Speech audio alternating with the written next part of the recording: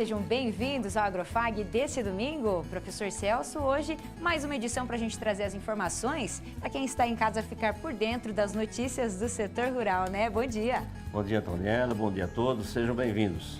No programa de hoje, vocês vão ver. Estudo mostra o crescimento da piscicultura no oeste do Paraná. Em apenas 10 anos, a produção de tilápia saltou de 117 para 480 toneladas por dia. No estúdio, nós conversamos sobre os motivos que levaram a esse aumento e também sobre o futuro da produção de peixes na região. Vamos com a gente, o Agrofag está só começando.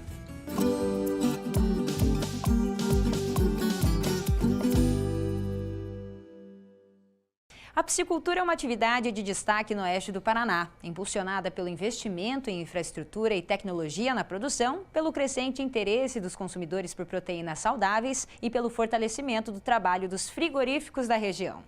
O crescimento refletiu diretamente na produção, que era de 117 toneladas por dia em 2013 e hoje é de 480 toneladas, quase 4 vezes mais. Paulo é engenheiro agrônomo e há 5 anos iniciou na atividade da piscicultura. Hoje, ele tem 16 tanques divididos em 3 propriedades, com produção total de 2.000 toneladas de tilápias por ano. Olha, essa tilápia aqui está na faixa de umas 700 gramas, mas quando a gente manda para o frigorífico aí, é em torno de 900, 950 gramas.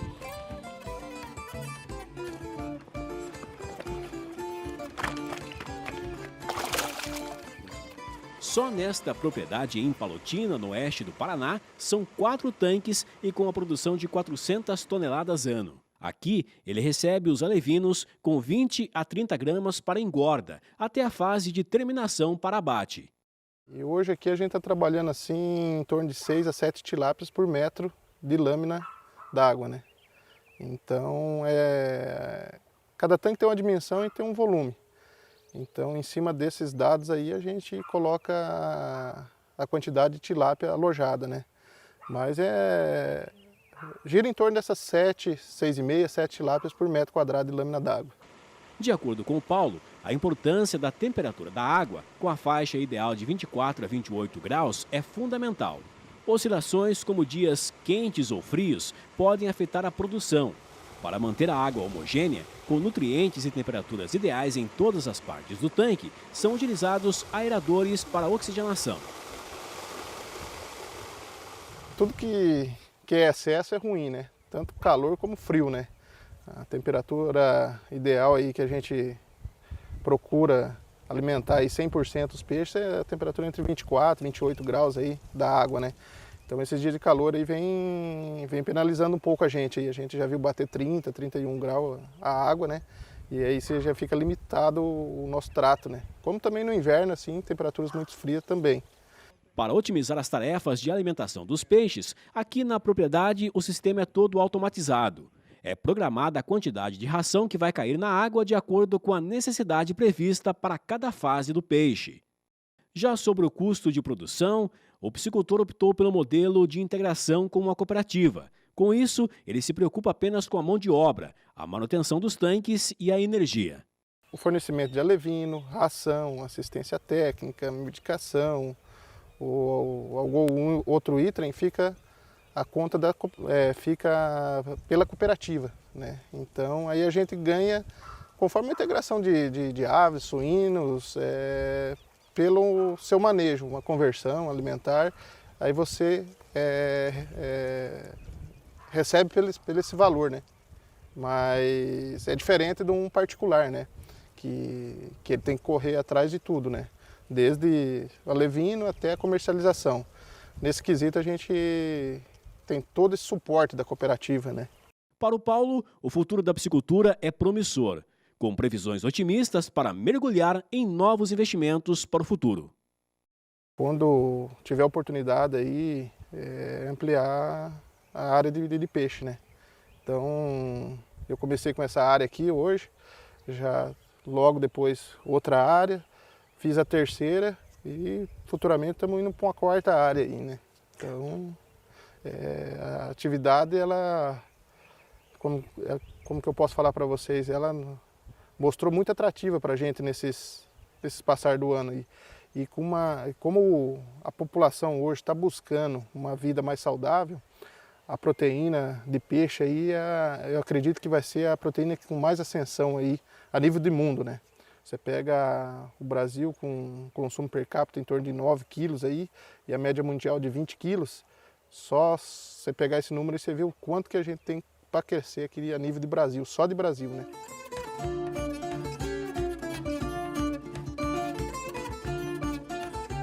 O Paulo tem razão de estar otimista com o cenário de crescimento na cadeia produtiva da piscicultura.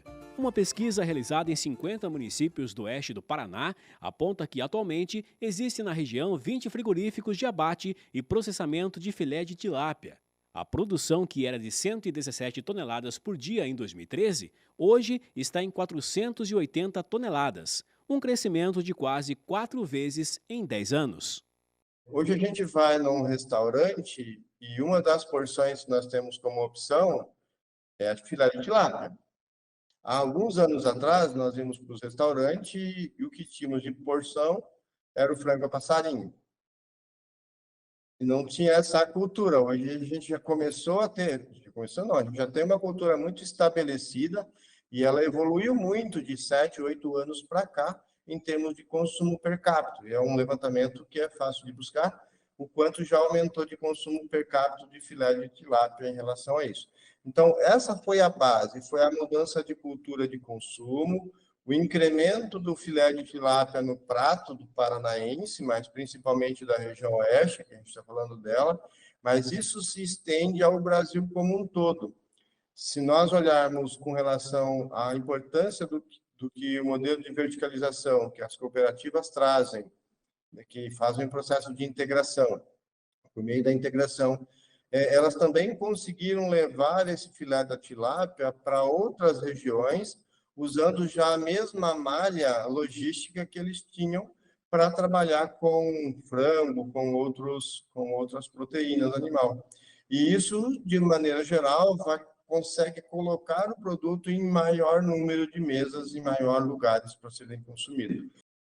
E aqui no estúdio a gente continua o bate-papo sobre a viabilidade econômica da piscicultura aqui na nossa região. E para isso a gente recebe Jean Schuller, que é engenheiro de pesca da Paturi. Seja muito bem-vindo, Jean. Obrigado pelo convite, bom dia. Bom dia. E também o Ricardo Hoover, consultor comercial da Integrada Cooperativa Agroindustrial. Seja bem-vindo, Ricardo. Bom dia, obrigado pelo convite. Muito bem. Então, como a gente assistiu na reportagem, a gente tem visto aí como está o cenário e esse aumento, né, da participação tanto de frigoríficos quanto da produção de peixes aqui na nossa região. Ricardo, você que acompanha também há bastante tempo essa atividade, como que você pode analisar o cenário que a gente está agora, nesses últimos 10 anos com esse crescimento, né? A gente teve esse aumento significativo aí na produção de tilápias, principalmente. Isso, na verdade, se a gente olhar o cenário das últimas décadas, né, a última década realmente ela teve uma evolução na produtividade, na qualidade de produção, na evolução tecnológica, em todos os sentidos, né.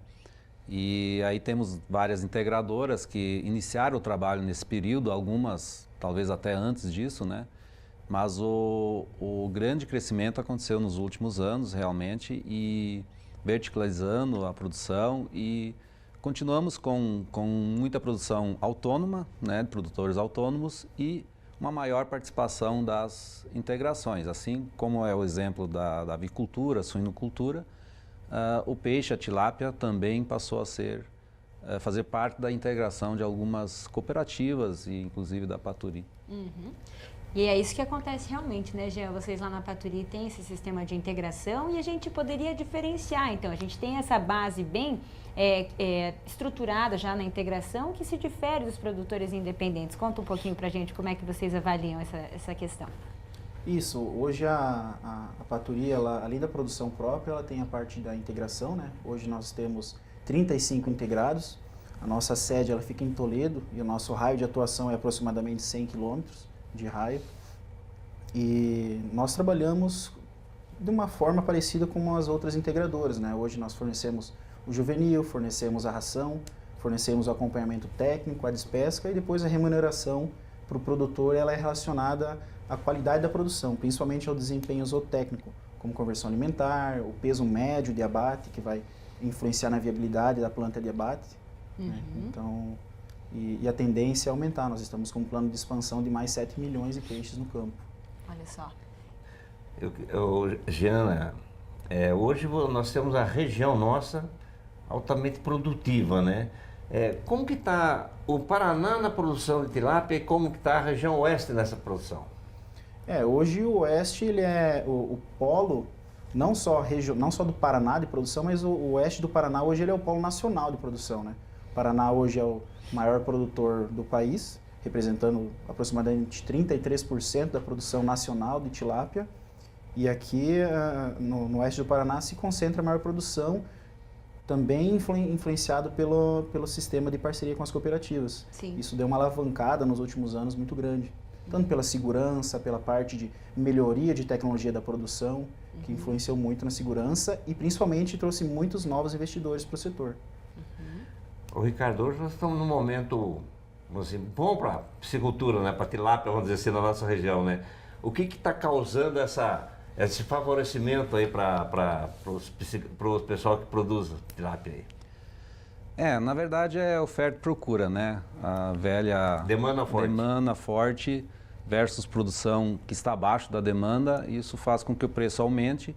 E um fator que influencia muito também, o custo de produção tem baixado nos últimos, de um ano para cá, né? Assim como na suinocultura, o insumo que é usado para a fabricação de ração caiu muito, né? Então ele diminui o custo de produção e a demanda do peixe é muito grande, faltando produto no mercado, com isso o preço médio pago ao produtor aumentou. E com isso, nesses momentos de demanda forte versus produção mais baixa, o produtor independente acaba tendo uma lucratividade muito grande, né? E acaba sendo bem atrativo essa expansão na produção de tilápias. Hoje, você diria que essa integração que ele falou, que deu estabilidade na produção aqui para a nossa região? Esse processo integrado? Sim. A partir do momento que começou a ter o sistema de integração aqui no oeste do Paraná, que o produtor ele sentiu mais confiança e ele teve todo o suporte técnico. E quando você tem um aumento de produção, você tem todo um setor envolvido, desde fornecimento de juvenil, desde fornecimento de ração. Você tem muitos interessados naquele setor que começa a ter uma maior movimentação de dinheiro no mercado. Então você melhora todas as tecnologias de produção.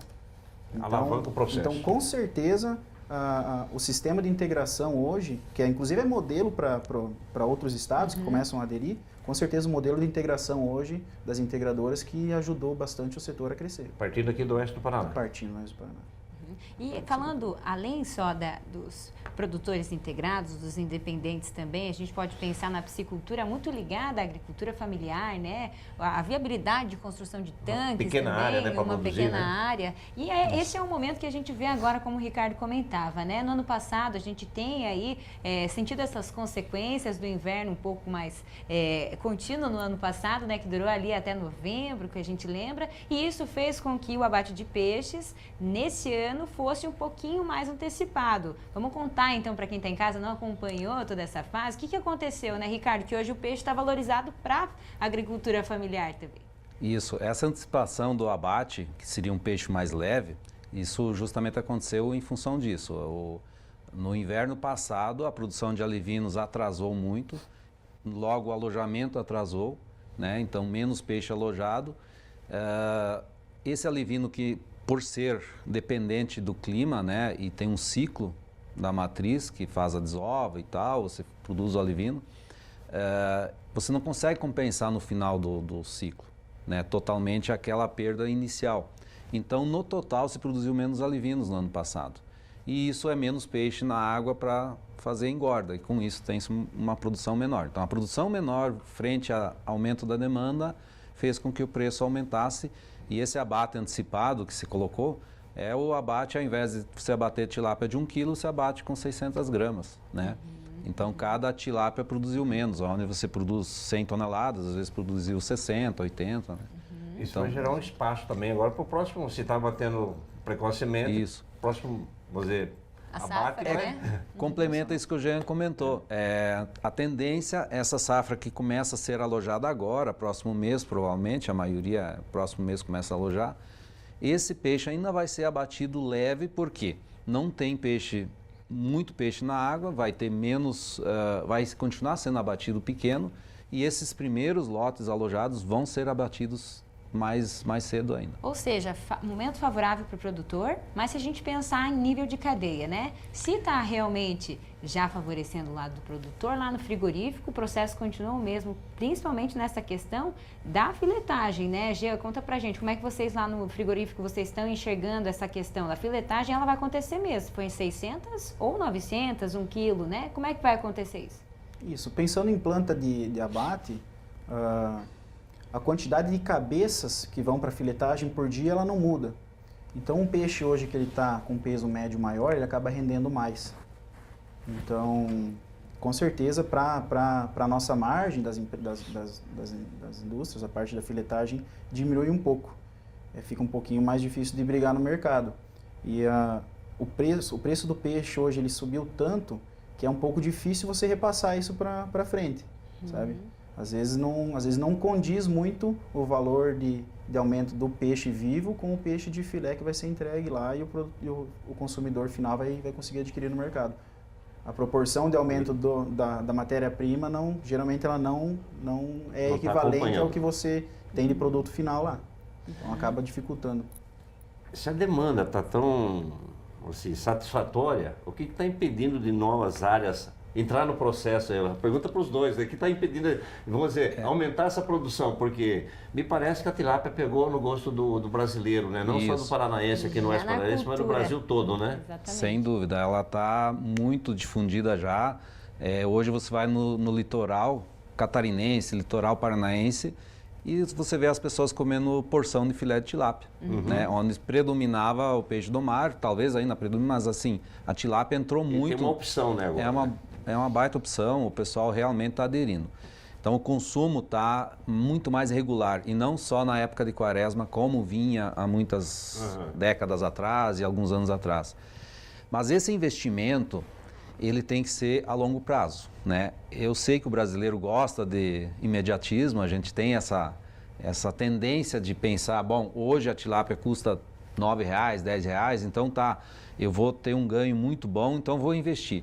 Mas até esse investimento, até essa área ser adquirida, você ter licenciamento ambiental, você colocar em produção e você ter esse peixe para venda, o ciclo já mudou 1 ou 2 vezes, essa onda já foi e voltou.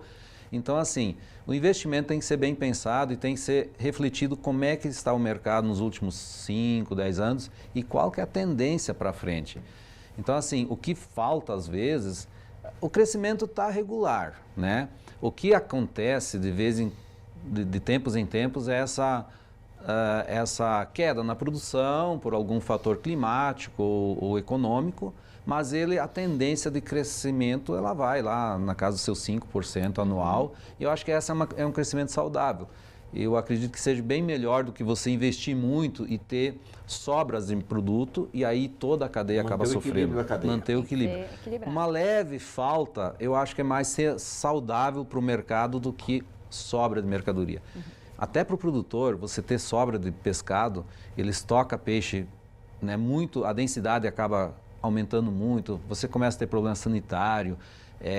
Outra questão, a saúde financeira é pior porque o produtor, o piscicultor acaba vendendo esse peixe quando não está na integração, ele acaba vendendo o peixe e muitas vezes não existe critério para venda, questão de pagamentos, ele tem problema, problema de preço e também ele não avalia crédito do comprador, né?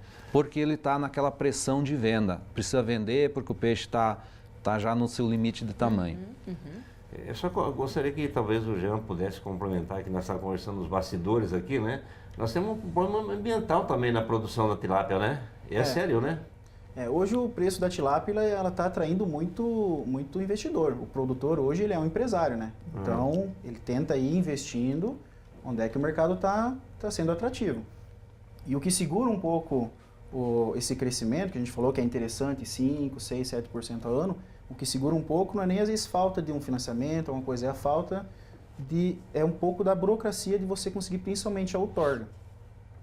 Hoje a gente tem situações de esperar mais de 1 ano por uma avaliação de outorga, sabe? Então, até o modelo de avaliação das microbacias hidrográficas, a gente considera que tem que ser revisto. Porque a gente entende que hoje o sistema ambiental ele não reconhece que a água que o piscicultor utiliza retorna para o ambiente. Diferente de uma irrigação, que a outorga de uma irrigação hoje, ela vai ela é irrigada e ela some. Mas a piscicultura não, você enche o tanque, depois essa mesma água que você utiliza ali para o tanque, ela retorna depois, passa pela decantação e volta para o ambiente. O sistema, o corpo hídrico, o receptor dessa água que passou pela piscicultura, ele tem uma capacidade de absorção, de metabolização do fósforo, do nitrogênio.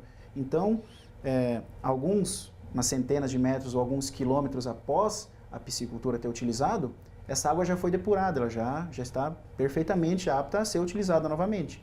Porém, hoje existe uma dificuldade de um produtor que tem uma outorga utilizar um pouco desse volume que tem disponível, e o próximo produtor que quer fazer uma nova outorga não tem condição de receber, de ser liberada essa outorga, porque no sistema do órgão ambiental consta que essa água não existe mais, mas ela retornou.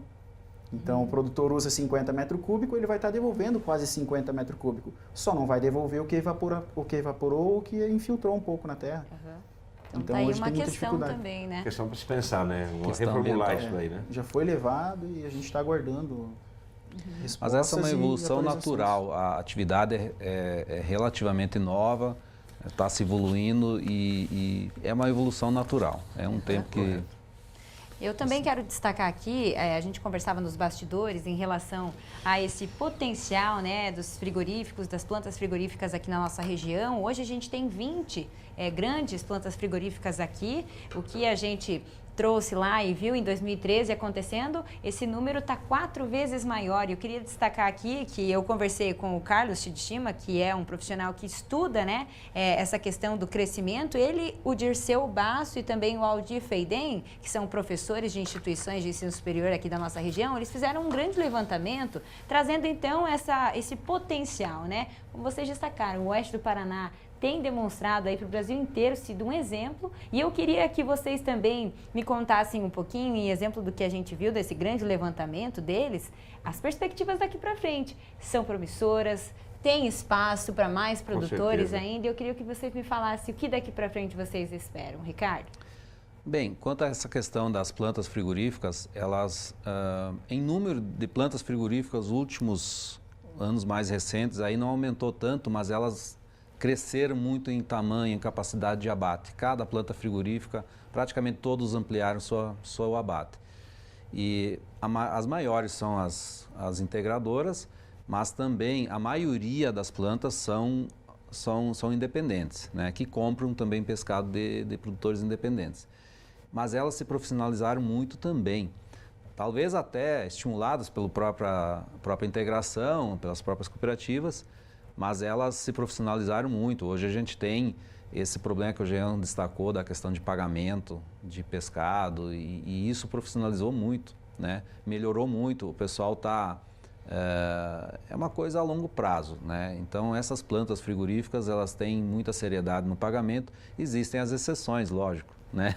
Como em toda a área, mas a maioria dessas plantas se profissionalizaram, aumentaram de tamanho, pagam corretamente, tem uma programação, eles não são integradores, mas eles sabem onde é que está o peixe dos parceiros deles, o tamanho, eles monitoram o tamanho para eles se programarem quanto ao fluxo também dentro do próprio frigorífico durante o ano inteiro.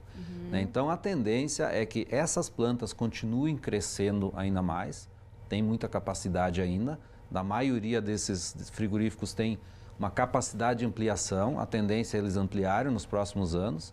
Então, talvez em número de frigoríficos, novas marcas, não entrem muitos, porque já está bem abastecido, tem bastante planta. Mas elas tendem a crescer e se profissionalizarem cada vez mais. Trazer mais segurança também, né, Jean? Isso. Eu acredito que, se tratando de oeste do Paraná, realmente não vai ter um aumento de quantidade de plantas de abate.